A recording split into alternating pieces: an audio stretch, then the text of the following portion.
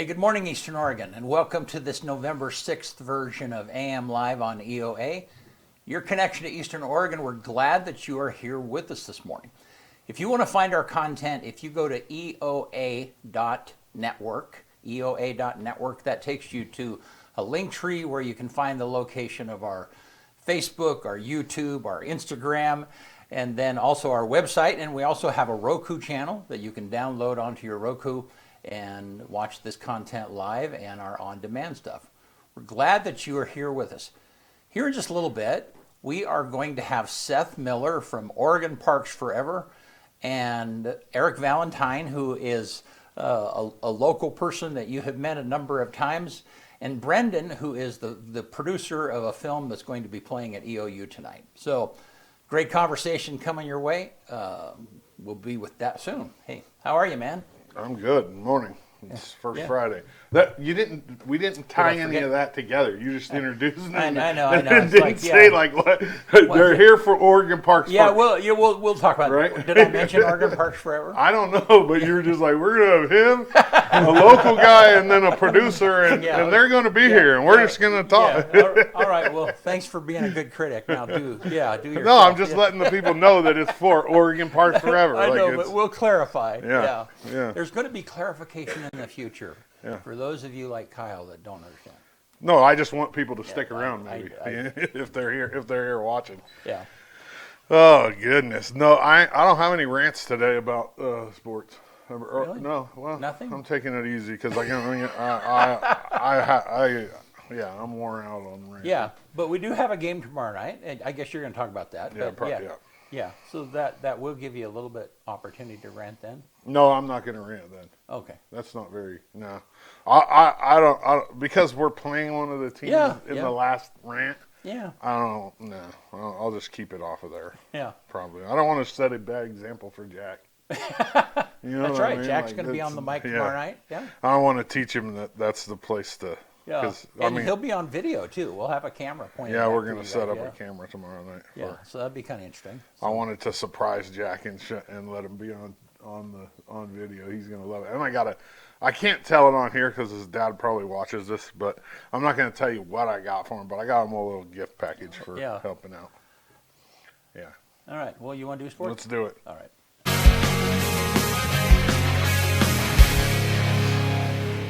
AM Sports Report brought to you by Northwest Furniture and Mattress. Furniture that fits your life. Flex Steel makes custom design easy so you can create a space that's truly yours. Explore the collection at Northwest Furniture and Mattress. Big Red Rocking Chair on Elm, off Adams in LeGrand. The OSAA 1A and 2A state volleyball tournament is here in LeGrand this weekend, the 7th and the 8th. The local team that plays is Imbler. Imbler plays on Friday at 3 p.m. I'm going to try to get to that game for a few minutes. Hopefully we can get football set up. I could run over there and then come back. So if you want to see a local team in state volleyball tournament play, Imbler is your I mean, Joseph's in it as well. They play earlier in the morning, but I'm talking local as in the Valley. Imbler, 3 o'clock tomorrow. LHS girls soccer dropped a heartbreaker at Community Stadium on Tuesday night in the first round of the OSAA 4A state playoffs, 1-0. And this is a team that they beat last year in the round of 8 in the state tournament, and it was heartbreaking. They finished their season 7-5-3 overall, 5-0-1 in the GOL. LHS football hosts Sweet Home tomorrow night at Community Stadium in the opening round of the OSAA 4A state playoffs. The game kicks off at 7 p.m. and will be live streamed right here on EOA Live with the crew. You know what I mean? It's going to be like a normal Friday night home game, and it's just going to be a playoff game. It's going to be exciting. We'll probably start the live stream at about 6:45-ish, so tune in. It's going to be a good game. The first preseason poll for NAIA softball came out, and EOU is number 3 in the country. I said I wasn't going to rant, but I am going to rant, actually. In the Cascade Collegiate Conference, EOU was picked number 3, okay? This is the national poll, and they're 3. And the teams that are in front of them, only one of them is a Cascade Conference team, the returning national champion Southern. So that means OIT slipped in there in the conference, and it's the good old boy thing in the Cascade Conference. Like, these coaches don't vote necessarily for the best team. They vote for their buddies. And so in the CCC, you see Southern is number 1, OIT is number 2, EOU is number 3. In the national poll, which is probably a little more important than the conference poll, you see Southern, Oklahoma City, Eastern Oregon. You don't see OIT until number 10 in that poll.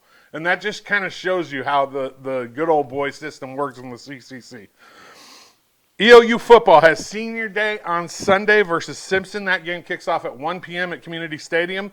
They want everybody there to line up at about 12:15 from the tailgate zone to the gate and basically create a tunnel for the players or to walk through when they come in. You know, they come in off the back of the tailgate zone and into the stadium. Well, they want the fans to be out there to make a tunnel. It's senior day, man. I can't believe it's Brody McMillan's senior year at EOU. I remember it felt like yesterday he's a little sophomore playing football at LeGrand, and now he's wearing the legacy number at EOU, and he's going to be oh, man, this is crazy, man. EOU volleyball hosts number 12 LCSC on Saturday at 5 p.m., and then Walla Walla on Sunday at noon. This is a little different than normal. Usually they play Fridays and Saturdays, but because of the religious stuff with Walla Walla, they always switch these games around, and they're going to actually play on a Sunday. If the Mounties win these games, they're the CCC regular season champions and host the CCC tournament. EOU is currently 16-2 in the Cascade Conference. Corbin is 15-3. So if EOU wins both of these, there's no chance that Corbin can tie. They have one more loss, and that's what we want. I mean, obviously, EOU is currently ranked number 2 in the country, and I would argue that they're the best volleyball team in the country. They had a little hiccup against Southern here at home, and they lost the game on the road that they shouldn't have lost, and that's their only 2 losses of the year. EOU men's and women's soccer are in Medford this weekend for the CCC tournaments. The men are the 1 seed, the women are the 3 seed, and I mean, arguably, either one of those teams could win the CCC tournament. I'm going to say right now, I think the men are going to win it. They're undefeated. They have, I think, 4 ties this year, which is quite a bit of ties. But they ran the table in the CCC regular season. They're the regular season champs, and I think they're going to bring home the championship for the tournament as well. Finally, EOU cross country is in Independence this week for the CCC championships. That's on Saturday on the 7th, and both those cross-country teams could also bring back CCC championships. They both look really good. I think the men are ranked number 10 in the country, and the women are 16th. And I think both those teams will also qualify for nationals as well, which means a trip to Florida. All these kids. I mean, if I'm a cross-country runner and I'm running, in the CCCs, I'm going to run the best race of my life just to get to go to Florida. You know what I mean? I don't even care about the race at that point. It's a vacation to Florida. AM Sports Report brought to you by Northwest Furniture and Mattress. They want to make you comfortable in your own home. All right. I wish we had a decibel meter in here. And just by looking at the meter, we could tell when you're ranting. Yeah. Yeah. I just get excited about it. I completely forgot about that poll. That teed me off. No, I don't blame you at all. Ridiculous. It's like, man, it seems like they could look at the polls themselves and I figure out, don't think they do. No, they scratch each other's backs. That's what they do. Yeah. All right. Well, hey, let's take a look outside. Look at the weather. Looks like we had a little bit of rain this morning. It doesn't look horrible out there. No, it's beautiful. I love the middle of these days. It's when it's fall and the sun comes out for a little bit. And so let's look at that weather graphic, Benny. So 57 today, 41 tonight. Down below freezing tonight too, yep. though. There was a 7-degree difference in temperature a couple days ago, and now today there's a 24-degree difference. That's wild. Yeah. Get some weird days, and then you see the low on Sunday is 42. Yeah. Tonight it's 27. Yeah. Make up your mind. If you're gonna hit me with fall, just go ahead and hit me. Yeah, that would be a God conversation. Yeah. All right. Well, hey, glad you guys are here with us. So Oregon Parks Forever is the organization that's going to be, they're here in the studio with us. And for the commercial break, we're going to show you the video about them. So we'll be right back.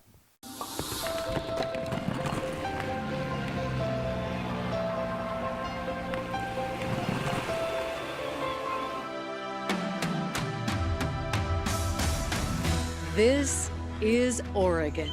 Beauty surrounds us. From the Oahe to the coast, mountains, lakes, streams. A playground for the senses, stimulation for the soul. We are stewards of Oregon's parks and forests. We are Oregon Parks Forever.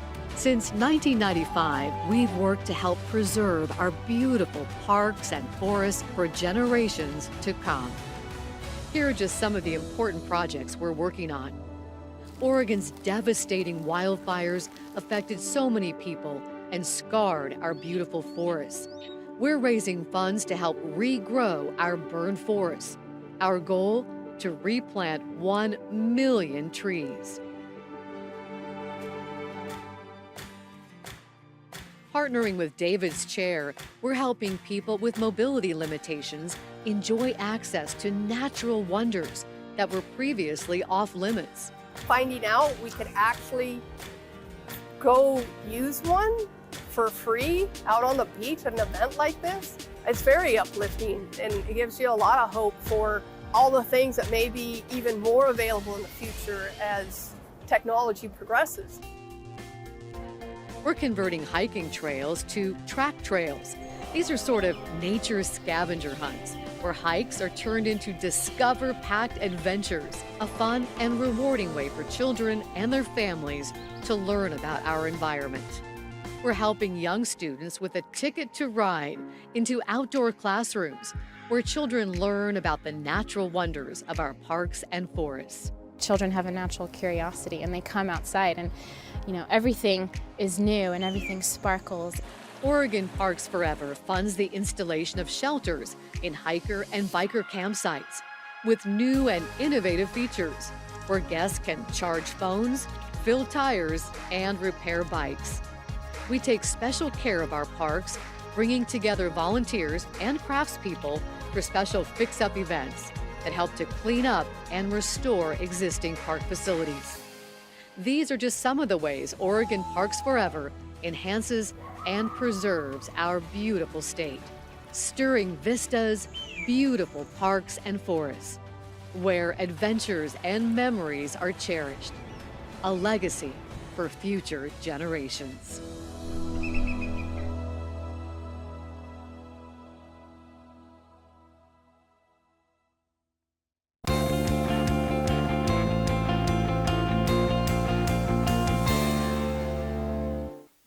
All right, we're back. And I'm going to say we're back with Seth Miller and crew. Okay, how's that? Right. So Seth, you are the executive director of Oregon Parks Forever. Correct. Yeah. So, hey, thank you for being with us today. Yeah. Thank you for giving us this opportunity. I appreciate it. Yeah. And so Eric Valentine, who is a longtime friend of mine and here locally, so he's on the board. Yeah. Eric is a longtime supporter of our organization, joined the board a number of years ago, and has brought us a number of interesting connections to the community, and we'll get into that in terms of some of the things we've been able to do with having Eric on the board, as well as Stu Spence from the Parks Department. Yeah. Well, this has all come together really quickly because Eric talked to me probably 6 months ago, and I put you on the schedule, but I hadn't talked to you directly. Mm-hmm. And so then was on Monday is when I finally connected with you, and I'm going to be in town. I didn't know if it was going to be a remote interview or for sure what was happening. And so it's come together really quickly, and glad that you're here. So thanks. I really appreciate the opportunity to tell our story. Yeah. It's an interesting organization. We've been around for 30 years. Yeah. But the first 25 years we were known as the Oregon State Parks Foundation. Okay. But 5 years ago, we broadened our mission to include the federal, state, county, city, and tribal parks. So basically, if it's a park or a public land in Oregon, we're available to work with it. Cool. And real quick, Brendan, you are, so there is a film that is showing tonight, and we'll get into that here in a minute, but there's a film is showing tonight, and you are the producer of that film. Tell me just briefly what that is about. Yeah. Yes, so it's called Out There, a national park story. It's all about me and my friend Anthony road tripping through 10,000 miles of national parks, and it's all to meet people along the way. And so we screen at Zabel Hall at 6:30, and it's all accessible through Oregon Parks Forever's website. So we're Awesome. excited. Cool. All right. So now let's zoom back in on Oregon Parks Forever. So how long have you been with them? And kind of tell me a little bit about your background. So I started with the organization as a volunteer about 11 years ago, and then joined the board, and then the executive director left. And so 9 years ago, I became the executive director on a part-time basis for 2 months while they looked for somebody. Yeah. And it's kind of like the tornado that kind of sucks you in. It's been a wonderful experience. I've gotten a chance to see many parts of the state that I hadn't seen before. I live in Portland, and so most of my experience has been, on the western side of the state. So it's wonderful to have a chance to get to Eastern Oregon and get to know Eastern Oregon. I've come a number of times to see Eric and have him show me around, and I've been to the Hawaii Canyon and to Joseph and down to the Steens Mountains. We opened up the Malheur Refuge with the track trails program, so it's been wonderful. So, of course, the obvious question is, how is it funded? Where do you guys, and we'll talk more about how you do, but where do you get the money to do that? Most of our money comes from memberships, so individual donations, individuals who join us for $50 a year or more. Sometimes we have people who come in as what we call our founder circle, which people pay $1,000 or more. And then for some of our larger programs, we go out to other foundations and to companies to get larger grants. Okay. And so then, if you were to describe the overall, what's your purpose? What are you guys? What are you trying to accomplish? We're trying to enhance the experience of using Oregon's public lands, Okay. and also increase the accessibility of those lands. Okay. That sounds like it's just an issue for people with mobility challenges, which we'll talk about, but it's also just for everybody, finding how to get to the public lands and trying to encourage young people to be stewards of our public lands. And through our connection with EOU, we have a program for high school students to encourage them to get involved in environmental education. So, and doesn't the state do that? I mean, what do you do that the state is not able, where do their services stop, what do you add on top of it that helps accessibility and stuff? So one of the fun things about my job is I get sent all around the country to meetings of other park agencies to find out what's happening in other parks around the country. And then find out things that are not happening in Oregon that I can bring back here. So we find a program, find a partner, get the program funded, and then turn around and offer it out to the agencies. So probably best to talk about an example. Yeah. So here in the Grand Baker City area, we're working on a program called Track Trails. Cool. Track Trails is best to think of it as a nature scavenger hunt for young kids. It's focusing on kids who are 5 to 12 years old, to get them and their families active and outdoors and interested in nature. The idea is the family shows up at one of the track trails. They find a trailhead sign. Just go ahead and roll through some of that stuff, Bennett. Go ahead. The trailhead sign has 4 brochure holders on it of things that the kids can find on that trail. They go out on their hike, they look for things, they learn, and then when they're done, they come home and they register their hike on kidsinparks.com, and prizes get mailed to them. They get a little passport. Each trail has its own sticker, so they can keep track of where they've been, and they also get the first to 15 activity cards, things that they can do anywhere. We have got 51 of them going in Oregon right now. Wow. Our goal is to get to 100. There are more than 350 of these around the country, so people who are on vacation can do them in other places. And then the next stage of this is to work with the pediatricians and family practice doctors in the area and have them prescribe hikes. So each practice would get its own custom prescription pad. They can encourage the child to go out, and when the child comes back to get their prizes, they put the prescription number in, and it automatically kicks off an email back to the prescriber's office telling them that the prescription got used, so that they can complement the child and their family and encourage them to go try another trail. Wow, that's awesome. So help us understand, you're trying to do 100 of those. You know, what is it, what's the cost? I mean, locally you've done that here in 2 different places, right? We have 2 installed. Okay, yeah, one at Morgan Lake? One at Morgan Lake and one at Mira. Okay. And there's no cost to the agencies. No, okay, but I mean, what is when you guys put that in place, I mean, clearly you've got all that material, all of that signage, you know, and this is for the benefit of the potential donators out there. What is the cost in making something like that? It costs us about $7,000 for each trail. Yeah. To put in the trailhead sign, the brochure holders, the brochures, Yeah. and to also do all the prize fulfillment. Yeah, and give me an example of the little things that they would find along the way. As they're going through this, what are they looking for? So it really depends on the brochures that the park agency has picked for that trail. But it can be things like birds, it can be plants, it can be flowers, it can be fungus, it can be slugs, Yeah. you know, those sorts of things. But the other thing I wanted to mention is that the connection to LeGrand with the Track Trails program is that Morgan Lake was the first one that we put in anywhere in the state. Oh, wow. And really, that's to this guy. And so Eric and Stu Spence have gotten together and helped us put the one in at Morgan Lake, and then with Eric's help, we went to Mira, and then we have trails coming in at Bird Track Springs, at Anthony Lake, and at Powder River Recreation Trail when the federal government reopens. Wow. And so, Eric, you're probably give me some of the things that kids are looking for at the lake. Yeah, it was really fun setting that up and deciding what would be most effective to fit in with the nature opportunities at Morgan Lake. Julie Kinnery at Eastern Oregon University works extensively with students, and the fun integration we had between Oregon Parks Forever and Track Trails and Eastern Oregon University and the middle school is she was working with middle school students in general, and she took the middle school students up to Morgan Lake and walked around and got some ideas from the students as far as what they would like to have.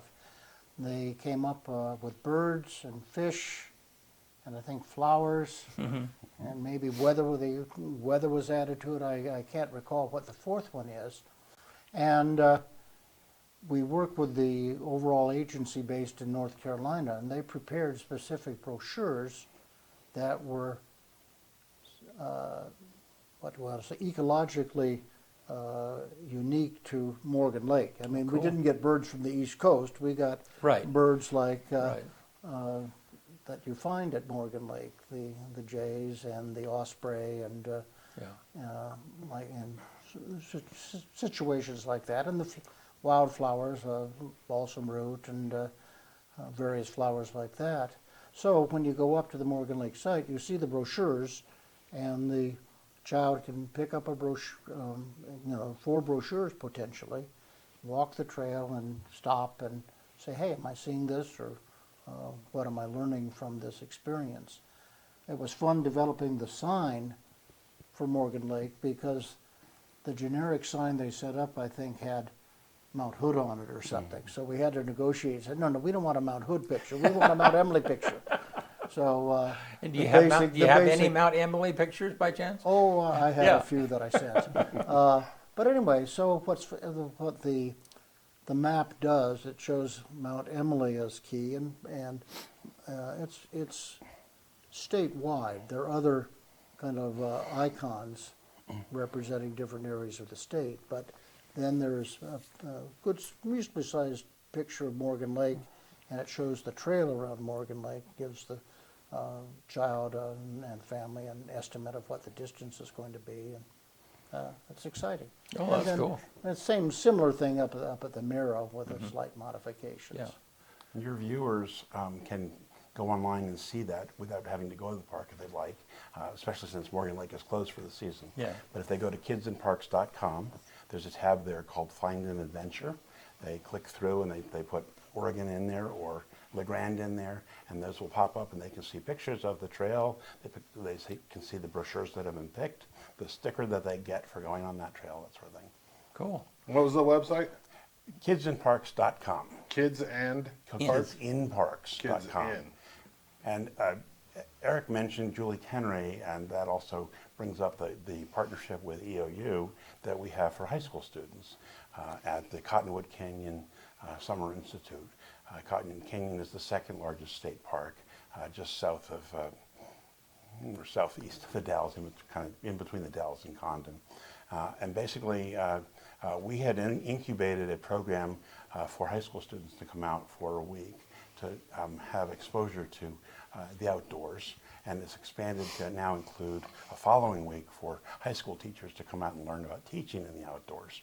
But we incubated it, and now EOU has taken it over and is running it, but we have stayed involved, and we raised the money for scholarships. Yeah.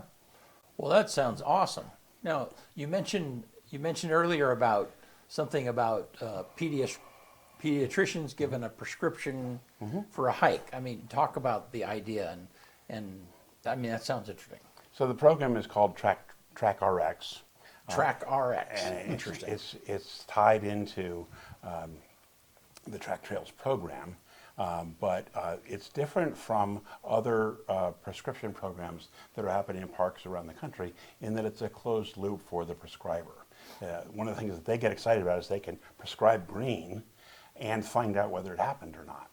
And so because they give the prescription, it goes out to the family, the child puts the prescription number in when they get their prizes, and the fact is that they get an email back to the prescriber's office so they can stick it in their medical record and say, next time they see the patient, hey, good job, wouldn't you like to go, you went to Morgan Lake this time, do you want to go to Mira, or next spring go to Powder River or Anthony Lakes. Yeah. And what an awesome thing, because there's kind of the elephant in the room that we're not talking about is that people don't get outside enough. I mean, they're absorbed in their devices or whatever it might be, or their job, and they're just not getting out as much.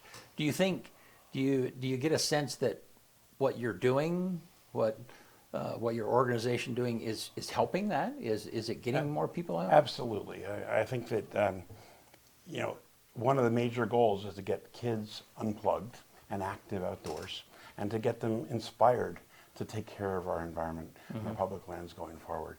Yeah. And so we can look at the number of kids who are coming out and look at how much the brochures are disappearing to see that it's being used. Yeah. And then we can also look at the data on who registers their hike to get their prizes. Yeah.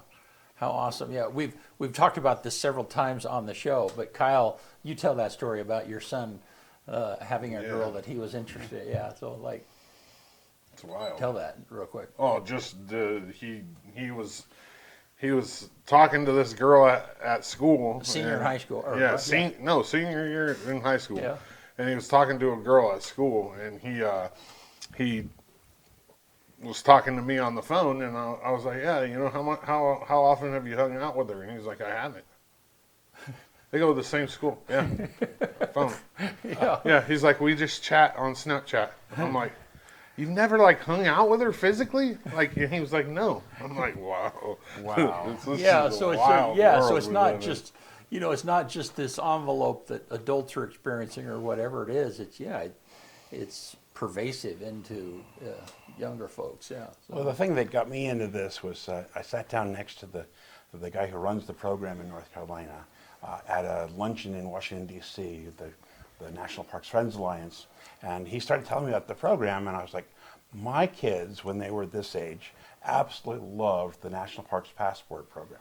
And they would insist that we go to national parks to get that little passport or a little stamp in their passport. Yeah. And I thought, oh, if we could do that locally and let them collect the stickers. And I now see the passports. And in fact, one of the kids last night even took my example passport. So it's something that kids like to do. Yeah. And that's really neat. And let me add what's fun about what Oregon Parks Forever has established and working through now more than 50 track trails in the state, and again, the goal of 100. If a child gets involved here at Morgan Lake and Mira, that child has the opportunity to, with the parents, and you talk about insisting that they go to a national, your children going to a national park to get that stamp. Well, they can stop in Pendleton for a track trail. They can stop in Hermiston. They can stop in Boardman, Hood River, all the way across on I-84, and then follow I-5 down. So if a family really gets involved, there's lots of opportunity for stamps in that passport. Wow, very cool. So Seth, you've had the opportunity to look at other parks in other states. How do you rate us? I mean, we're all biased about our own environment, but as far as the condition of the parks themselves and the way they're taken care of, and I mean, I think LeGrand should be very proud of what I've seen. Yeah. You know, particularly with Morgan Lake and with Mira, these parks are interesting for kids and families to go and explore. They're manageable. They're not. There are sections of Mira that are very steep, but where we have the track trail is relatively flat. Yeah. And so it's quite approachable Yeah. for people getting started and going out to the parks. Yeah. And what about the parks in Oregon? How do the parks in all of Oregon compare to other states? I think Oregon is held out as an example by a lot of other states. When I go to the state meetings, people are always jealous Of course. of what we have. We have the natural beauty here.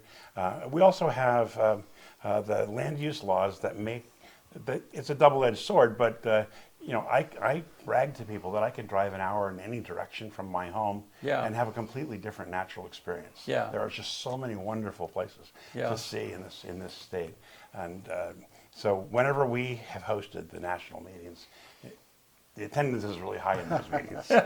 Yeah, no, and it's funny that you would say land use because Commissioner Paul Anders was in your seat on Tuesday. Okay. And we were talking about the other side, the other edge of the sword of land use laws and how that makes a city expansion or housing or, I mean, it's just more, it's complicated compared to other states, yeah. And, you know, when I first came to Oregon in 2003, I thought, oh, that's really weird. But then I found that it was so neat that I could be driving along and all of a sudden the buildings stop and it gets rural again. Right, yeah. And you can tell exactly where the urban growth boundary is. Yeah. And then I found out subsequently that, you know, how it drives up the cost of land. It drives up the cost inside the urban growth boundaries and that sort of thing. So that is the downside of it. Yeah.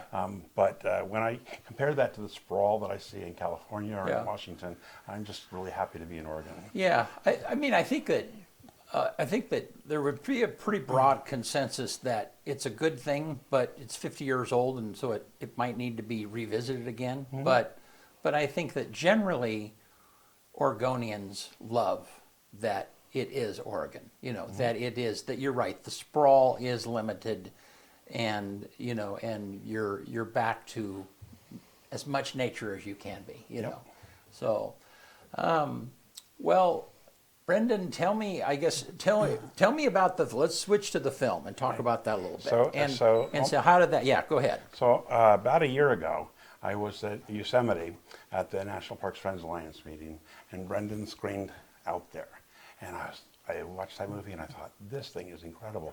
It needs to come to Oregon. And so talked to Brendan afterwards, and I don't think he expected it was going to go where it went. Yeah. And, you know, so we did a first tour back in June. We went to 6 cities and sold out every theater we went to with this movie. And it was so popular, we decided we ought to go do it again. And so now we set this 7-city tour up, starting in Baker City, working our way back to Portland over the next 7 days. So tonight we'll be screening at EOU at Zabel Hall. But then tomorrow we're going to be in Pendleton at the Convention Center, then in Hermiston, then in the Dalles, then in Hood River, and finally in Portland. But I'll let Brendan talk about the movie, but it's absolutely a love story about the parks. It doesn't get into some of the current problems with staffing or with funding problems, that sort of thing. It's just really a wonderful love story. Yeah. Well, why don't you introduce the trailer to us, and we'll roll that, and then we'll come back. Yeah. Sure. So, I mean, the Out There took 7 years for us to make. Wow. I'm the director, cinematographer, and editor. Made it with my childhood friend Anthony Blake, who's an educator. He's an assistant principal at a high school in Connecticut. And so, yeah, this is our way of sharing human stories in the parks. You know, just like you guys are talking about your connection to Oregon and these places, we wanted to capture kind of that spark in someone's eye when they see that wonder and sort of expand it into a film. So, yeah, I guess you could check out the trailer now. Yeah. All right, let's roll it, Benny.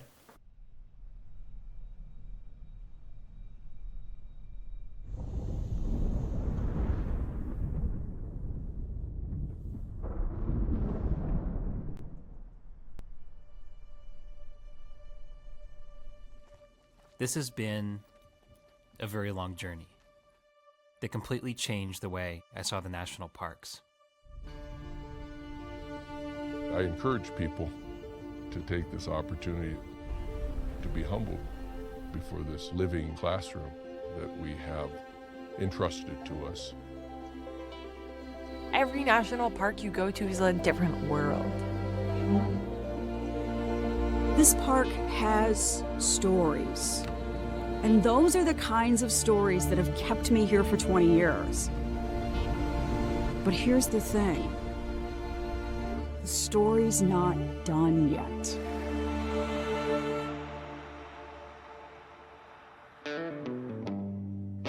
I've been making films since I was 12 and had this dream of taking the ultimate road trip, 10,000 miles through the U.S. national parks. It was me and my childhood friend, Anthony. I told Brendan we're totally ill-equipped to journey into national parks, but screw it, I'm in. I'll produce this documentary.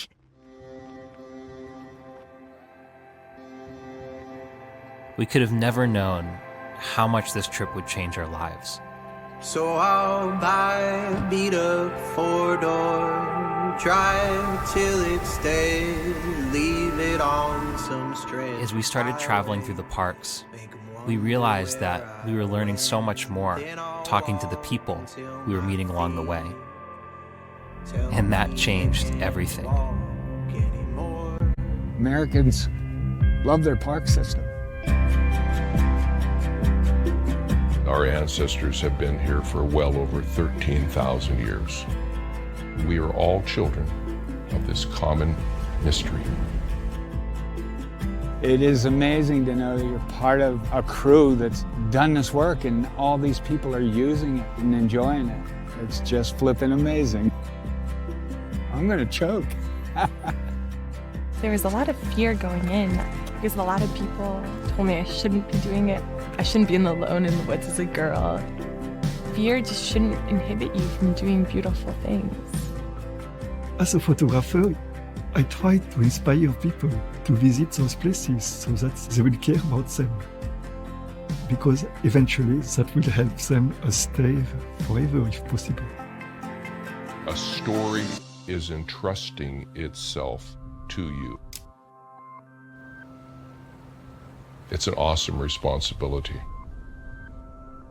Lay a map down on the table, point out where I wanna go. See the California redwoods or the Mississippi flows. See the bears up in the Yukon. Ask them how they weather the cold. What began as a goal of traveling 10,000 miles through the national parks ended in a place we could have never expected. Exploring that was our greatest adventure.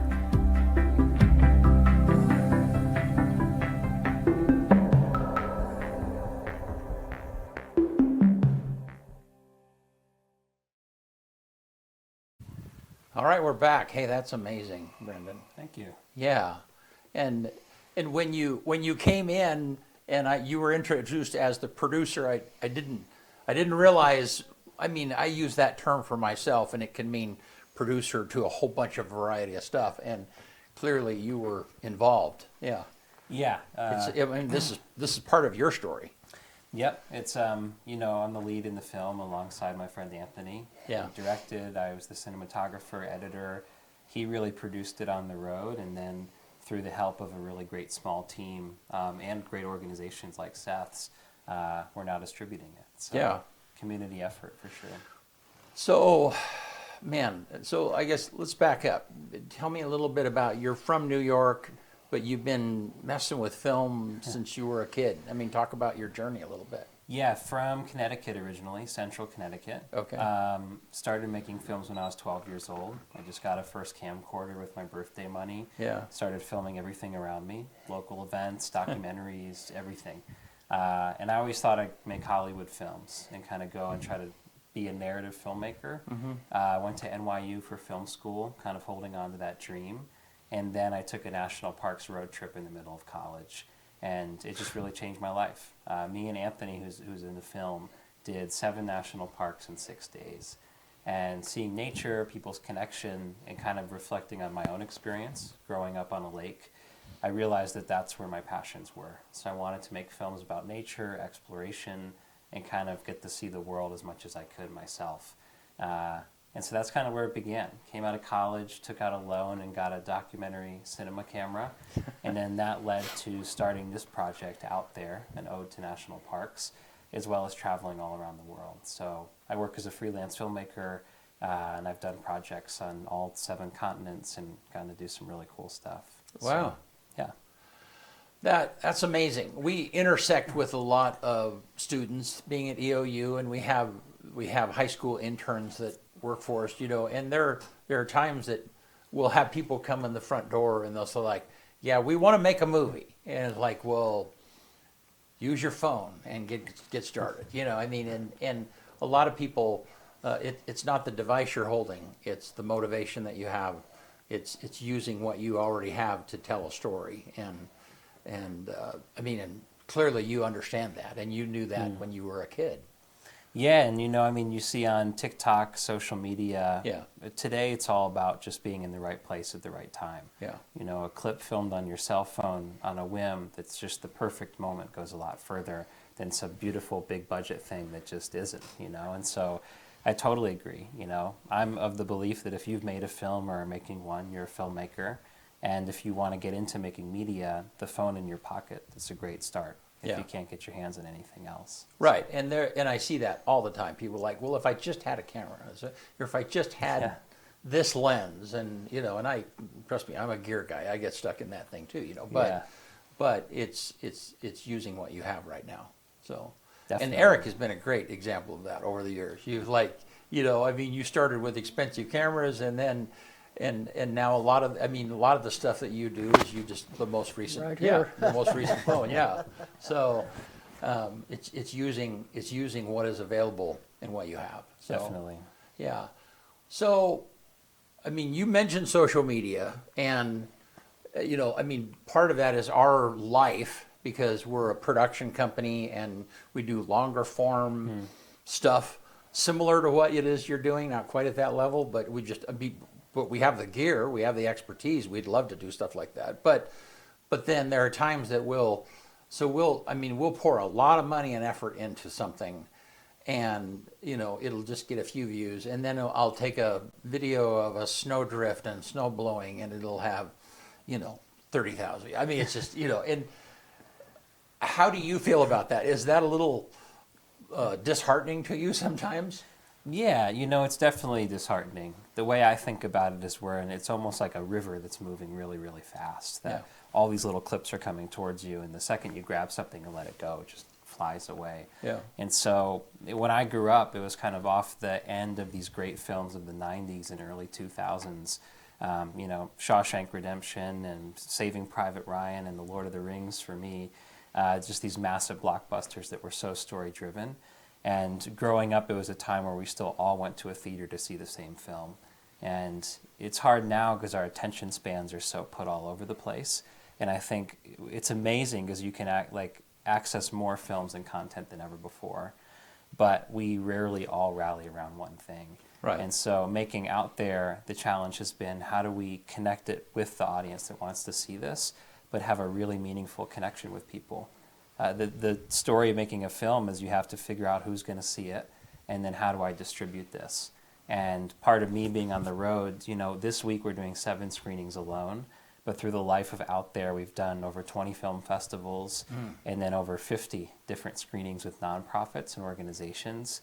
And I've been kind of a road warrior this year, traveling to a lot of them. Because every time we go around, we're pulling in 10 people, 50 people, 100 people that are going to stick around and watch that. Wow. And so, you know, we're really focused on helping these orgs, but I think creating in-person experiences is really special too.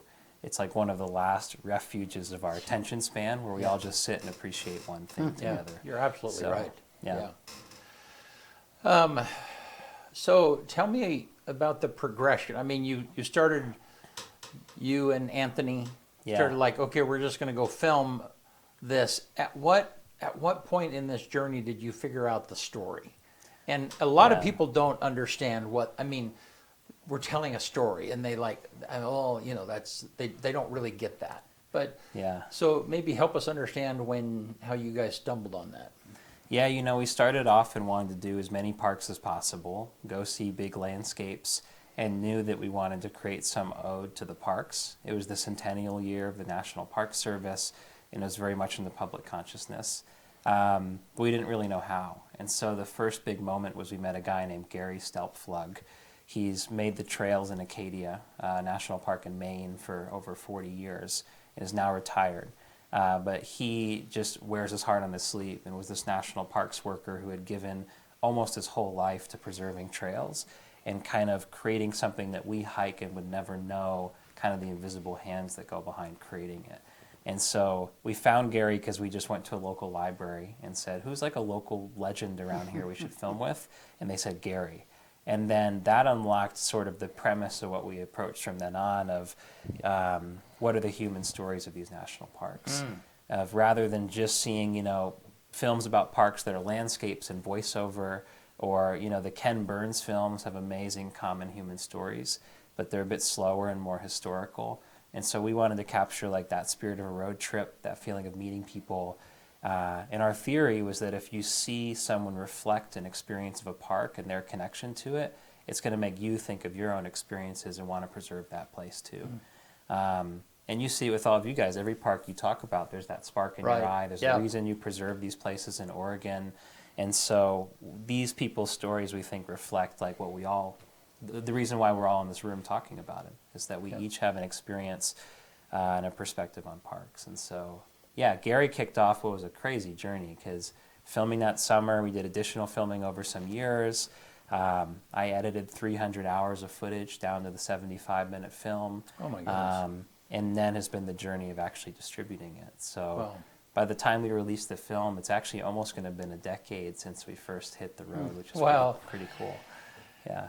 Well, and the nature of these things is that clearly it's a labor of love, and then you're working other projects and you're doing other things to actually make money and pay the bills and put food on your table, and so on and so forth.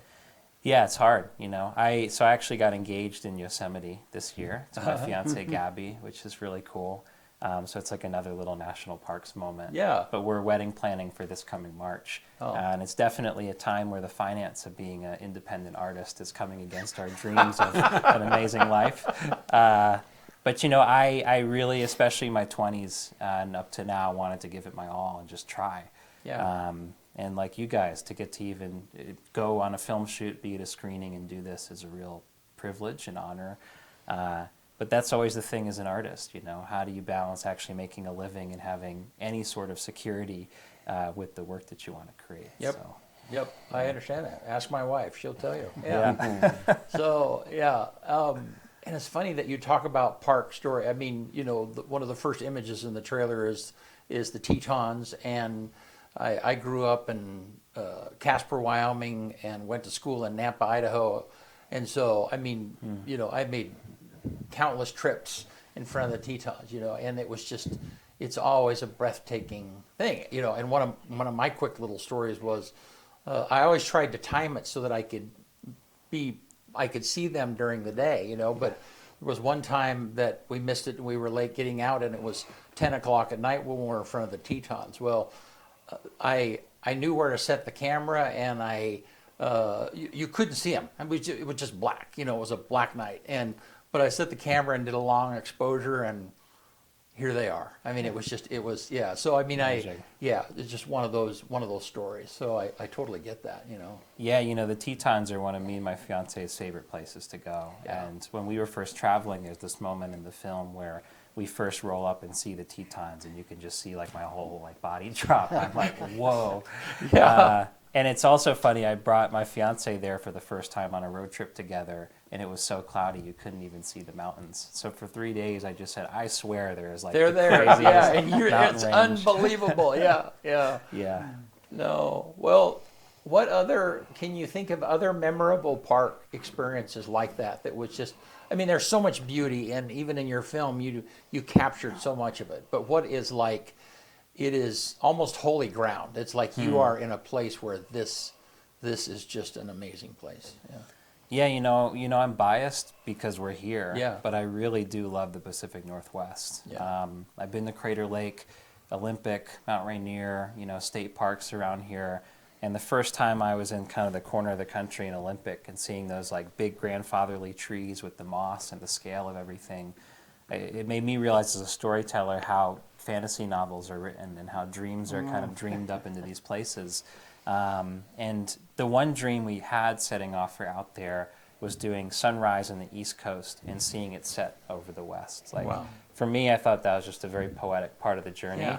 And so in Acadia, we were up on Cadillac Mountain, and it kind of starts the film with this huge ball of sun and the silhouettes of everyone against it.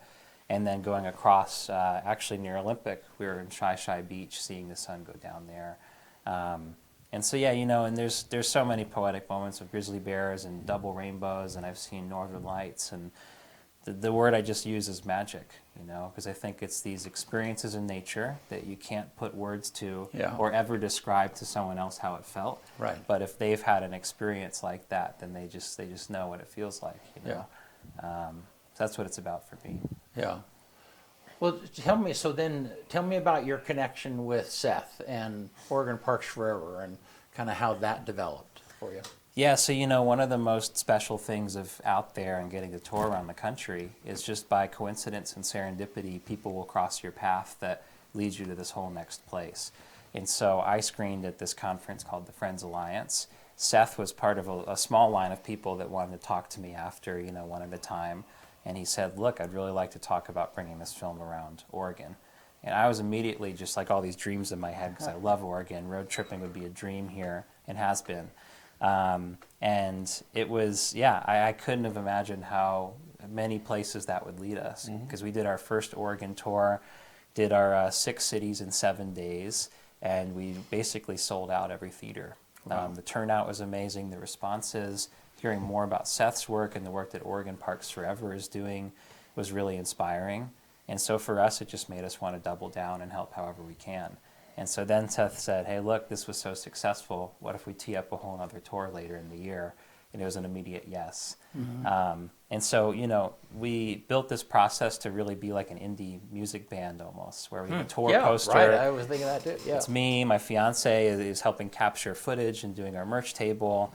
We have our composer on the road, Elizabeth P.W., who did all the music for the film, and then a musician, Dylan McKinstry, who also produced the soundtrack. And so together we travel.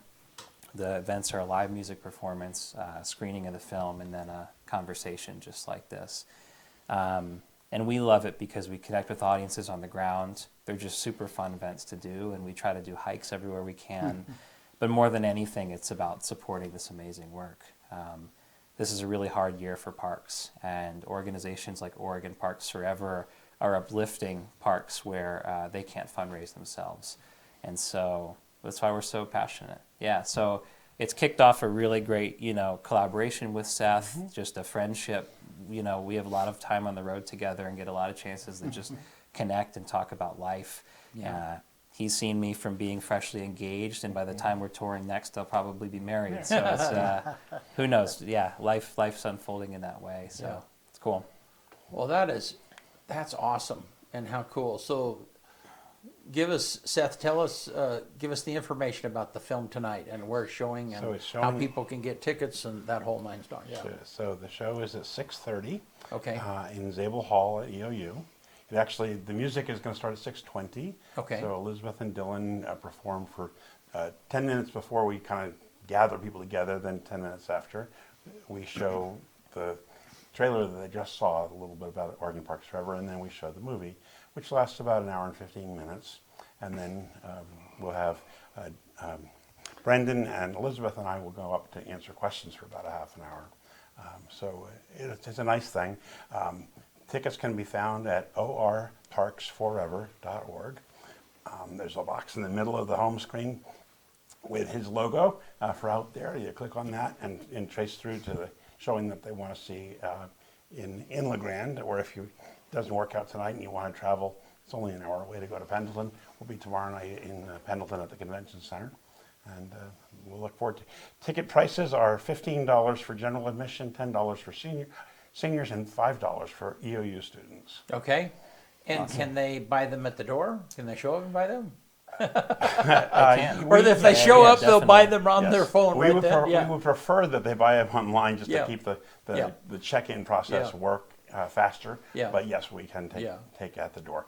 In fact, last night, the showing in Baker City sold out, and there were 111 people who had bought before the show, and then the rest of the people all paid cash and showed Yeah. up at Yeah. the show. Yeah. Yeah, well, and part of that's Eastern Oregon. That's just, So, well, man, that's awesome. Thank you guys so much for being here. And Brendan, if people want to find the film somewhere else, is it out there for them? Yeah, so we're doing a big release this spring actually online that we're really excited about. And so our website for the film is just outthere.film. No Okay. .com, outthere.film. There's a newsletter which will show more screenings, opportunities to stream, and then email contacts for me and for the film.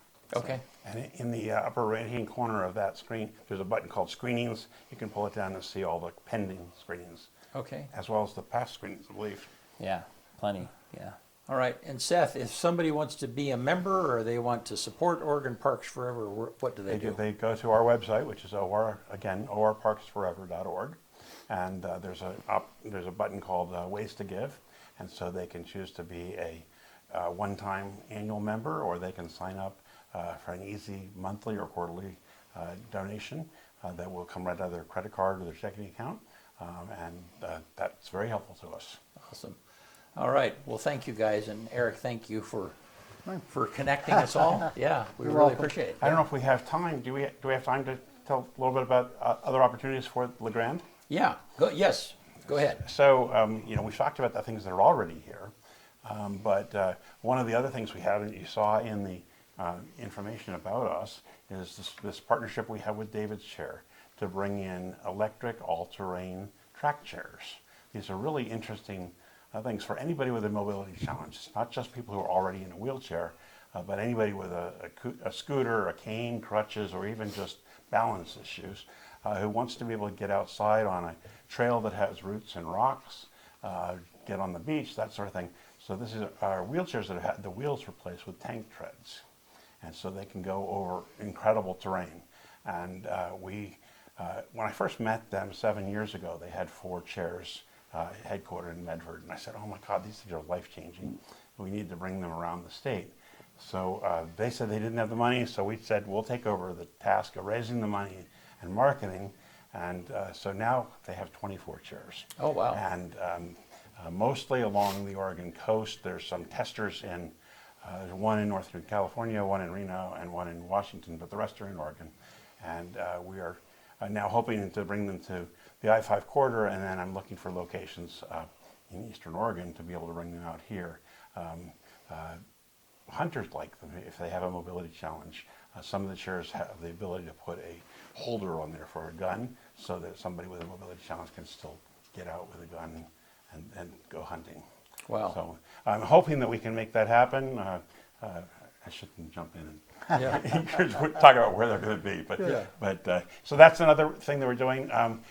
We also mentioned that we have a goal of planting 1 million trees. So we have so far funded the planting of 850,000 trees, and we intend to fill that out. And so what we do is we raise the money, and then we tell the agencies if they've had a wildfire or a drought or insect invasion, that they can apply to us for the funding to provide trees. Now, these are not full-grown trees; these are obviously Right. saplings. Yeah. But we're proud of setting that goal of the 1 million trees, and I think we're well on the way towards getting there. Oh, that's awesome. All right. Other things, if teachers want to be able to take field trips to parks from this area, we fund up to $500 for buses and for drivers for 3rd, 4th, and 5th grade classes to go to parks. And it's a very simple one-page application on the website on OR Parks Forever. And so we hope that teachers will get kids outdoors, and we're happy to make it possible with money. Awesome. Well, hey, thank you so much. Yeah, and thank you for reminding us of those things. So, all right, man, you want to get us out Let's of here? do it. On this day, November 6, 1860, Republican Abraham Lincoln of Illinois is elected the 16th President of the United States. 1936, RCA displays TVs for the press for the first time. 1966, on this day, is the first time the entire lineup on NBC is televised in color. 2006, 11.77 inches of rain in Nehalem, Oregon, breaking the state record set in 1915. 2018, Alexandria Ocasio-Cortez, 29, of New York, becomes the youngest woman ever elected to the U.S. House of Representatives. The number one movie in America on this day in 2005 is Chicken Little. Not very exciting. I mean, that's a Disney movie, I think. And then the quote of the day comes from Shahir Zag. A tiger doesn't lose sleep over the opinion of sheep. One more time. A tiger doesn't lose sleep over the opinion of sheep. Yeah. All right. Yeah. Tomorrow night, 6:45, we'll go live. LeGrand football taking on Sweet Home in the first round of the OSAA state playoffs. Yeah. And right here in about 30 minutes, we will have a live conversation on EO Talks with U.S. Representative Cliff Benz. We'll be right here in the studio. Thanks a bunch, you guys. See you soon.